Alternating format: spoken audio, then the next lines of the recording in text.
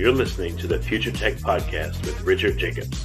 Future technologies such as artificial intelligence, stem cells, 3D printing, gene editing, Bitcoin, blockchain, the microbiome, quantum computing, virtual reality, and exploring space are much closer than you might think. In fact, many early versions of these technologies are in play right now, and the companies that are using these technologies are the focus of this podcast. My goal for you, the listener, is to learn from these podcasts. You may very well learn something that may change the course of your life for the better, steer you towards a new career, or give you insight into addressing a thorny medical problem. Remember, this podcast and its content is informational in nature only. No medical, tax, legal, financial, or psychological advice is being given. If you enjoyed the podcast, please listen, subscribe, like, and tell your friends about it. Thank you.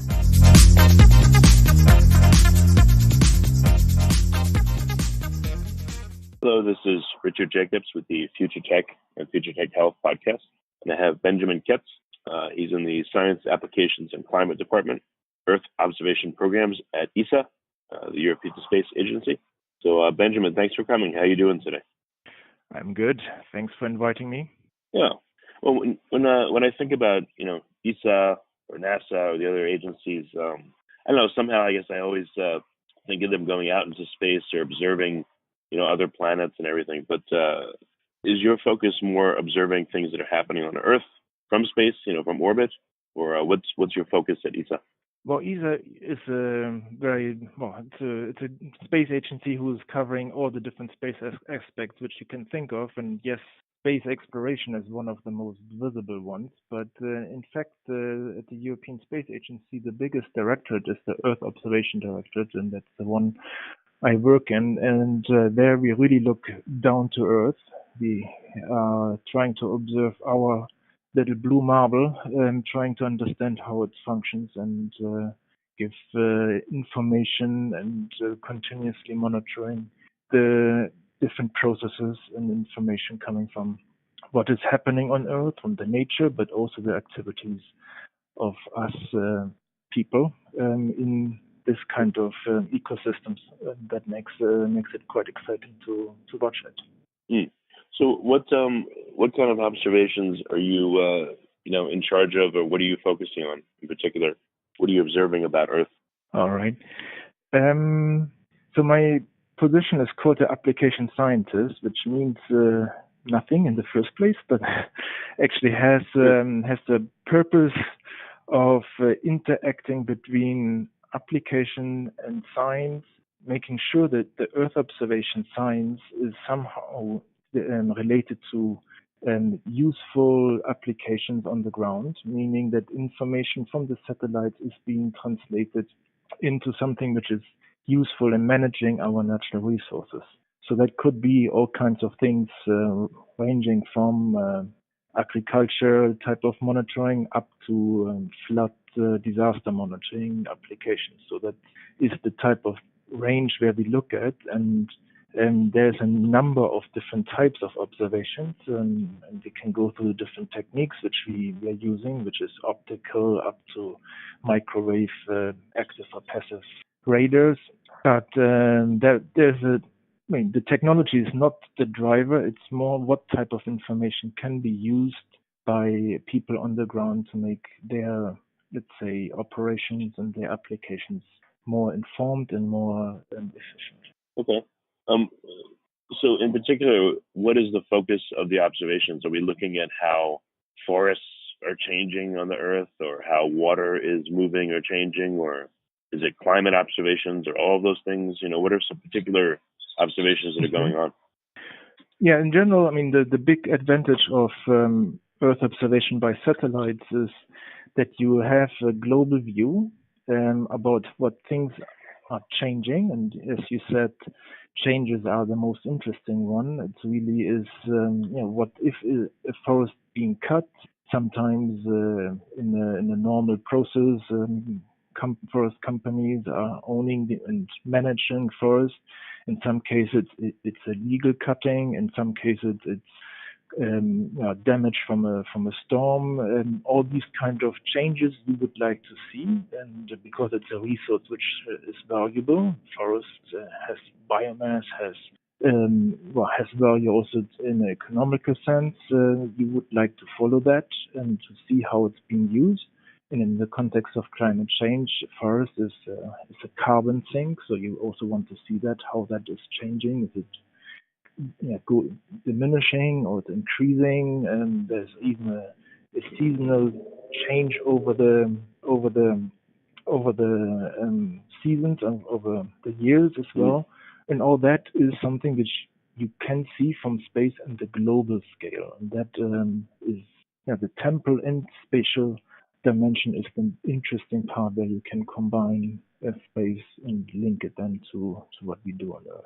Okay. So what are some of the big trends that we're seeing through observation? Anything interesting or good or bad? That's a difficult question, and the climate change context, that is certainly something which you can very quantitatively measure. For example, the sea ice is diminishing in an alarming scale. That certainly is something which has been observed by both from European Space Agency, but also from NASA side, and it is something which is absolutely alarming. What happens around? Well, you know what? I want to ask you, like, what have you seen with your own eyes when you've looked at imaging data? You yourself, what have you seen that stood out to you or surprised you? You know, we all hear about scientists see this or scientists, claim this, but you being one of them, what have you seen literally by looking at data, at images?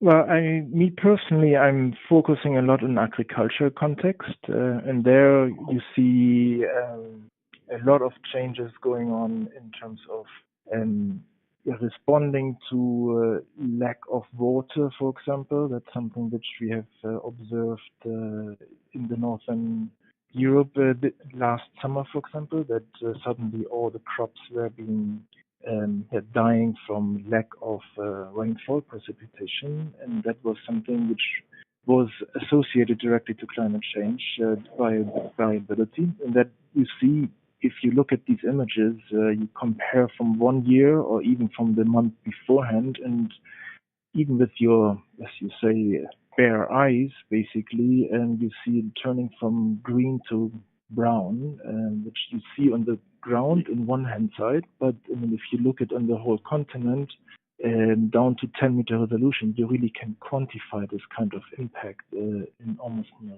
time. That is quite it's alarming to make the link to what is lost in terms of harvest and resources available to basically eat. Yeah, I've heard just anecdotally in the news, and I've seen also, for instance, I live in Texas, and when we arrived here like 5 years ago, there was a drought for many years in one particular area, and then there was so much rain that the drought completely was reversed, and the local lake was filled up. It was like 80 feet down, and it was filled all the way up, which was really dramatic. And I know, for instance, again, this is the U.S., but in Southern California, there was a drought for years and years and years, and I personally observed all the vegetation dying along the side of the highways, and I remember my wife said, "Oh, when it rains, everything's gonna, there's gonna be mudslides and all that." She was right. It just started happening. Absolutely. And I've heard X number of years ago about Europe and Central Europe and Asia having a winter where temperatures didn't get above 0 Fahrenheit, negative C for weeks and weeks. So I've seen and observed a lot of extreme climate events. So I wanted to see what you've observed and seen, and how that affected you. Mm-hmm. Well, I mean, that was one example I just brought up. But we have a climate change initiative as well, who's bringing this into context over 30 years, and that is much more, let's say, relevant in scientific terms. But as you said, I mean, it's the real impacts on individual like your wife is about having access to the water in your let's say the next water pond or on the field where you grow your crops. And we have been working, for example, in Mali. I mean, one thing what is happening in California in terms of drought, you have a certain infrastructure around, but we have been also doing this kind of things in the Sahel zone, as I said, in Mali, and there people live, but, they're depending on the field, and that's also something that you can directly follow from the satellite what is happening, and with that also linking it to food security type of interventions, and that's certainly important when it comes down to people who are like WFP, the World Food Program, who's organizing their food security emergency intervention on the ground, and they need to decide what place to go first and how much they have to plan 2 or 3 months in advance. This is the type of thing where satellite images can make a difference and help affected life in a pragmatic way. Well, if there's really nothing we can do about the weather, but are you able to observe patterns, from space that we can't see on the ground to help people? Let's say, I live in a certain place and we're hit with a drought this season. And obviously I really want to know, will that be the end of the drought or will it continue for how many more years? Is there any way with our observational data for you to do better predicting trend-wise, even to look at, again, just large trends and to tell farmers in certain areas or people that live in certain areas what's coming or when things will end? Or is it really unpredictable? There is predicting is one thing, forecasting is another. Weather forecast. We have something. You switch on your television every day, and I'm not an expert in weather forecast itself, but what I am always being told, 60% of the information which goes in the weather forecast is coming from satellites.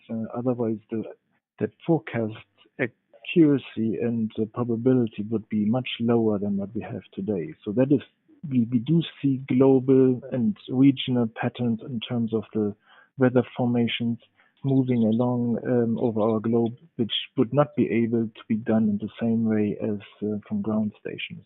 And that is also Earth observations coming from the geostationary satellites above the equator, giving us every 15 minutes observations over the full globe. There's satellites like that from NOAA over the United States, but there's also from EUMETSAT over the European side of, or European African side of the hemisphere. And these all together, there's data being exchanged between the different agencies to make sure that the weather forecasts are more predictable or more reliable. And these are patterns which you would never see from the ground, for example. So what are some interesting patterns, like macroscopic patterns going on that we've been able to observe now with our satellite coverage? Observe where, you say? I'm sorry, I didn't get that. With the increased satellite coverage, what kind of new patterns or trends are we observing now? Any macro trends that are clear that are going on? I mean, there's for example, that's another topic, but it's a clear pattern which you see in terms of increased sea surface temperature. That is something which you can always see in connection with different phenomenon like the El Nino, which is currently not very active, but it was a year ago. It was quite active, and that is something which you could link, for example, over the global distribution of coral reefs, where you see clear trends of increased sea surface temperature, which affecting the coral reefs and make them also die and or bleach, and then that means also losing the symbiosis with the reefs. That is a very ongoing trend, and it has been also documented by the IPCC report from the climate change community. Okay. And then in terms of the work that you're specifically involved in, what's your goal? Is your goal to focus on agriculture and study what's happening with it and how to improve it? Or what's your specific goal as the agency there?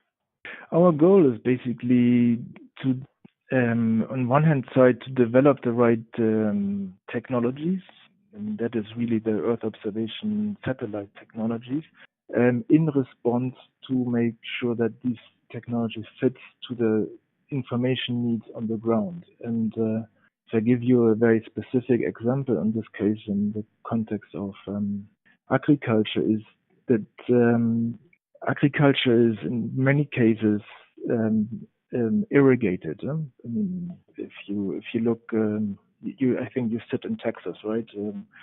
And you have a lot of perhaps you're not really in the focus of the Corn Belt, but still in the Midwest of the United States, you have a lot of corn being grown, which is normally irrigated, and that needs, in most cases, 70% of the fresh water which is available, and that is driven by the evapotranspiration coming from the crop.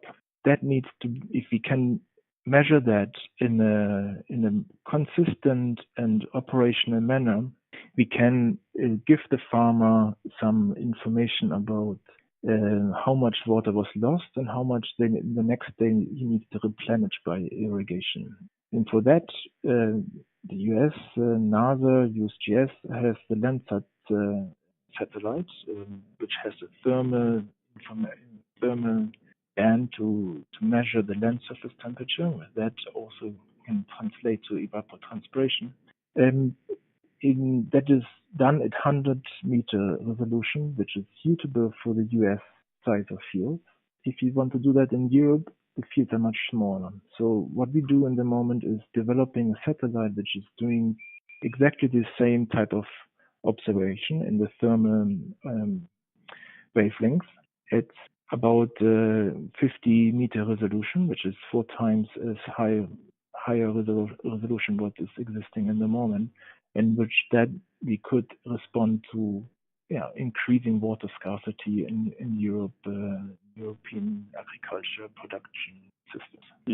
Okay. So I mean, that's one example is how we develop technology and translate it into information which we could use by farmers in this case. And what's the resolution right now of satellites? What's the smallest feature size can they see? In the optical, in the different wavelengths. Oh, that's true. That's true. Yeah. What? All right. So that's true. What? So it's useful to. I'm just thinking about the visual spectrum, but right. What spectrums are you imaging in, and what's the resolution of the different spectrums, and what do you see by looking at the different spectrums? Right. Okay. So the visible one, which is the most obvious one, which we as humans observe in the natural way, is there's commercially available. We go down to 30 centimeters. That is a very high resolution satellite, which is not giving on a consistent level the global coverage every day, or it's sampling the Earth only. Then you have other satellites which actually are observing every 3 days, every day at 3-meter resolution. And finally, it's still commercial. And finally, then we have satellites which, for example, European Space Agency or NASA is building for open, freely available access. They're in the range of the 10 to 30-meter resolution. That's in the optical. And then we would like to look into other spectral bands where, for example, in thermal, there we talk about 50 to 100 meters. In many cases, 1 kilometer resolution, because the energy is lower, which we are receiving at the satellite. It's more difficult to have higher resolution information. And then finally, which is also very interesting, is the microwave region, where we have radar or SAR instruments, which can give you information up to 10-meter resolution as well. They all have different applications. If I give you an example for the SAR, for example, it's very sensitive to water surface versus land.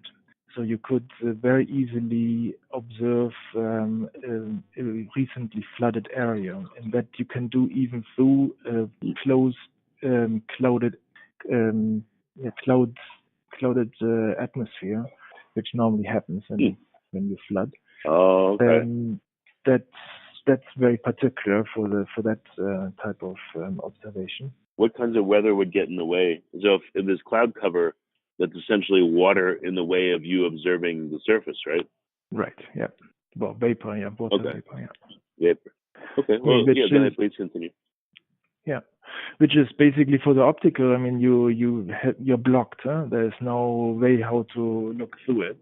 But the microwave information has a longer wavelength and is not affected by the water vapor, so it looks basically through the clouds, and it's a way how to still observe the Earth below a completely cloud covered area.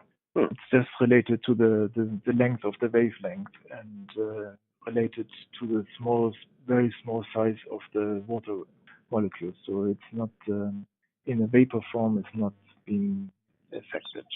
Okay, got it. So microwave, visual, which is optical, thermal. Any other observation bands? There's relatively new type of application and observation, which is called which is using lasers.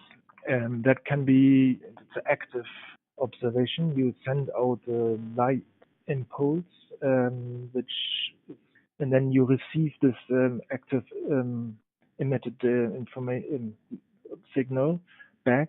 So that is, as a system, it's called a LiDAR, based on lasers, and that can be used either to measure the atmospheric composition, but also what has been just launched by JPL on the International Space Station is a LiDAR system which can measure the height of the surface, the Earth's surface, but also even distinguish between the surface of a tree canopy and the Earth below, and that gives you the tree height, for example, and you get a three-dimensional representation of the surface, which is a relative, it's a completely different type of observation, which I have not, which is complementing the other type of observations I just mentioned.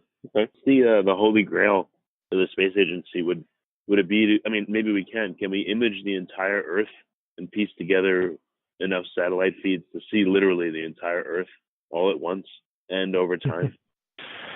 Well, that it certainly is in the moment a big push for getting more information in a continuous way. We have been getting information, let's say, every week, every month or so, but there's a huge push now to really have the temporal dimension being covered as well by satellites. For that, whole constellations of satellites are being built, not only single satellites, and that is certainly a holy grail to really understand our activity as humans, but also the nature in a temporal, continuously manner, because the changes, as we said in the very beginning, are driving our decisions on the daily level. So we want to know if there are changes out before our door, but also on the other side of the world. If you want to understand, for example, the economics of how people, let's go back to agriculture, the production in China for a certain crop is affecting the markets in Chicago and the stock market also. So you want to have this type of thing followed as continuous as possible. Okay. Again, is it far away, or is it possible? Will it be possible soon, again, to image the entire Earth all at once over a period of time? But how you frame down to some reasonable resolution. I should have qualified. Let's say in any particular spectrum, I guess there's different levels of it. So the entire Earth down to 1 meter accuracy in the visual spectrum where it's allowable with cloud cover, or the entire Earth, into X meter accuracy in the thermal spectrum. I mean, how far off are those abilities? Well, what we at the European Space Station Agency are doing, we do it every 5 days at 10-meter resolution. So that's existing already, and that is open and free for everybody. In the commercial world, there's the company called Planet. They have about 120 small sats or CubeSats flying, and they observe the world per day in a 3-meter resolution. But it is not something which you do at once. You need to have a whole fleet of satellites to do that. So 140 small satellites doing that, and you have to stitch it up together, which in the end you don't care about because you get this information. But it's not something that you do with one snapshot. So that is how things are moving. And if you want to have 1 meter, it's a question of money in the end to invest. It's technically possible. You just need to have a fleet of satellites who's capable of doing that. And as I said earlier, there are satellites already who do samples of the Earth at 30 centimeters. Would there be any big benefit in being able to do, the entire Earth continuously, or no? There will be any data? Any benefit? Would there be any benefit from being able to continuously, view the whole Earth? It depends on what process you want to look at. I mean, some of these very frequent data we just talked about is being used, for example, to monitor the changes, how often the Walmart parking lot is being frequented, and make some analytics on that, how well the business of this Walmart is happening. If you are ready to pay for that and you think this is valuable for your business decisions, then this is a benefit. You need to always think about what is your process you're interested in, and you will come up with that. And there has been over the last few years, a huge, let's say, understanding what the monitoring and the temporal information dimension can bring to communities which we have not been talking to on a regular basis. When we talk to climate change scientists, that's not necessary, the type of frequencies you need. But if you talk to Bloomberg, they are interested how the, let's say, the oil reserves in a particular country is changing, and there is a way how to assess that with very high resolution satellites on a frequent basis now. Okay. Well, very good. So where can listeners, and I don't know if there's a public repository or if there's a level of public access for some of these images, some of the satellite data, but whether there is or isn't, where can the public learn more and find out more about what kind of imaging is going on? There's, many of the satellites are public, available, and open. Some of them are commercial, so they are not necessarily for free. There is what we call the CEOS, that's the Committee of Earth Observation Satellites. It's an organization of all space agencies around the globe, and I think this website is ceos.org, where you can get a full repository of the existing satellites flying in the moment, and there are the hundreds and more, where you get their specifications, the availability, and the data where you can get them to download them. So that I would point you to this, let's say, repository to understand what is existing. Okay. Well, very good. Well, Benjamin, thank you for coming, and I appreciate you being on the podcast. Thanks again for inviting, and it was a pleasure as well for me.